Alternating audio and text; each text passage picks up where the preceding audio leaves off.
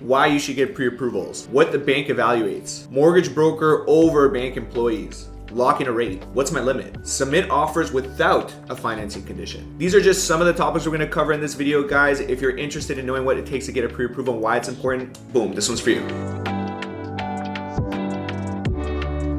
Okay, so the first and most important reason why you should be getting a pre-approval prior to making a purchase is that it clarifies a lot of things. It actually lets us know what our current position is in the eyes of the lender, in the eyes of the bank. I mean, if you're a guy coming in with a bunch of cash, maybe you have an inheritance, maybe you have a rich family, maybe you made a lot of money in your life, then you don't really need to worry about all these things. You can pay cash money and you're good to go. But most people are looking for loans, mortgages from the banks. And a lot of time we're putting anywhere as low as 5%, and we can put a lot higher. So if the bank's giving us 95% of the money, we should probably understand why they're looking at us the way that they are. And one of the main reasons is to figure out our current situation. The bank is evaluating a few things in general. It's your income, it's your debt situation, it's your credit score, and it's the down payment money that you currently have. When you speak to a mortgage pro and you give them this information along with documentation to prove it, they're able to very quickly help you understand what your current situation is. And this is actually going to be helpful because it's going to let you know, should I continue down this path of buying a house or a condo in the next little while? Or am I lacking in certain areas? Maybe I need to improve my credit. Maybe we need to save a little bit more money. Maybe you're self-employed and you need to wait for 2 years of accumulated income in order for the bank to actually consider that income. There's a lot of factors, but it actually could open up your eyes, right? I've had meetings with a lot of people, and sometimes it takes 6 months, maybe a year later, for us to be in the right position to actually make a purchase, and that's completely fine.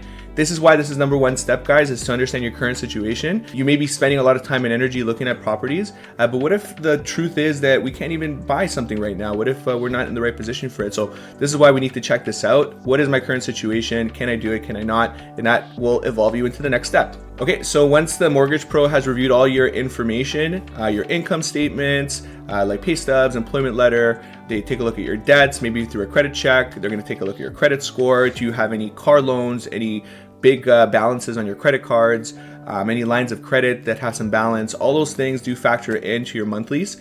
And then it comes down to, do you have enough savings, right? How much down payment do you have? Those things become important.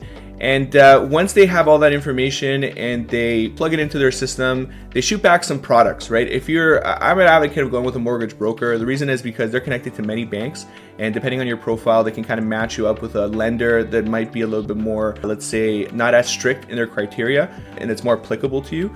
And they'll be able to offer you those options, right? And hopefully what you can do is you can lock in a rate with a lender. That would be like that second point. We want to make sure we're locking in rates in an environment where we have higher interest rates. At the recording of this video, we're in that environment currently. It becomes important to kind of lock in a rate and to make sure that we're not being impacted by increases in the future. That's another reason why you want to get that pre-approval early, is so that you understand what your interest rate is and all the terms of your mortgage. And a mortgage broker is great for that because they can give you options from all lenders. If you walk into an RBC, a CIBC, a Scotiabank, you're going to be limited to the employees at that bank and the products that they offer. They're not going to sell you a TD mortgage, for example. And so for that flexibility, I like the broker, and they'll be able to, once we have all our documents submitted, give us that rate, give us the terms of that mortgage, options in terms of where you can go, and that's going to be really, really great for you as a next step. Guys, if you want us to connect you with a tried, tested, and true mortgage pro here in the GTA, make sure you're commenting mortgage below. We'll get in touch with you and get you connected with at least 2 or 3 different options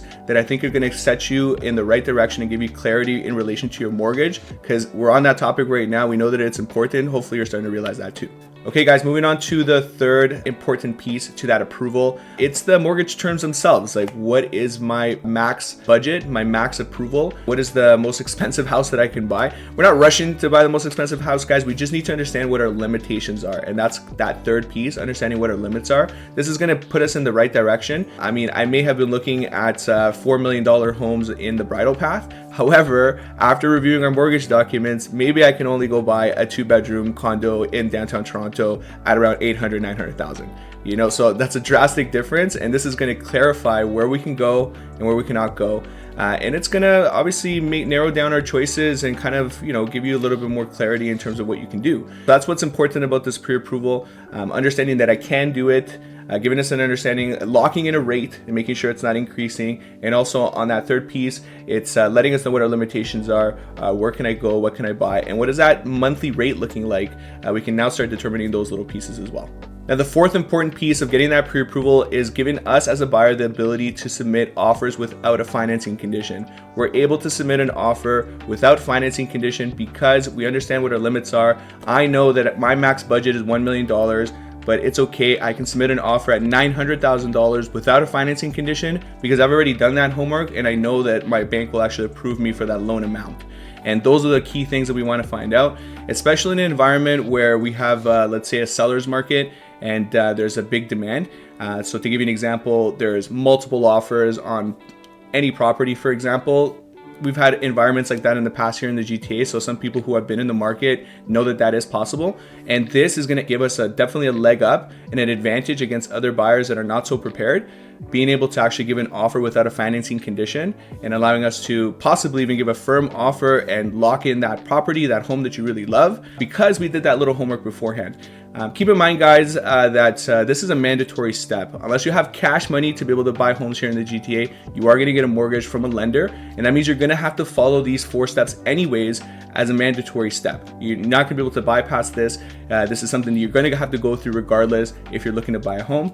I advocate with my buyers to do this before we really get deep into the buying process, mostly for that clarity piece and mostly for me to be able to educate our clients and let them know the type of properties they're able to buy in their budget. One thing that we love to do is educational tours. So if we know that our client is qualified for X amount, we introduce them to neighborhoods they may not have known. We take a look at condos or homes in those neighborhoods so they can get a look and feel without any pressure on making any sort of offers, more so just to educate themselves as to what's available in the marketplace for them. And once they select like that great property that they like, or we have I learn from those tours because I get to see what actually the buyer likes versus doesn't like.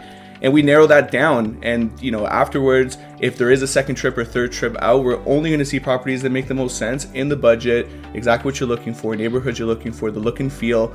And that's going to set us up in the right direction for sure. So guys, now you know that getting that pre-approval is going to help us, one, understanding our current situation, answering the question whether we should continue down this path, or is there something that we need to improve on to get there. We understand we've dealt with people in so many different situations that we have game plans depending on where you're lacking or where you need to improve on. So we'll help you with that. Or you're in a good position, so afterwards we're going to understand what our interest rate is. We're going to be able to lock that in for a 4-month period. So regardless of what's going on in the marketplace with interest rates, we're able to kind of lock in a rate and know exactly what our payments are going to be. The other thing as well is we're going to know our max budget. We're going to know where we can go, what type of properties we can buy, and what those look like because of our educational tours.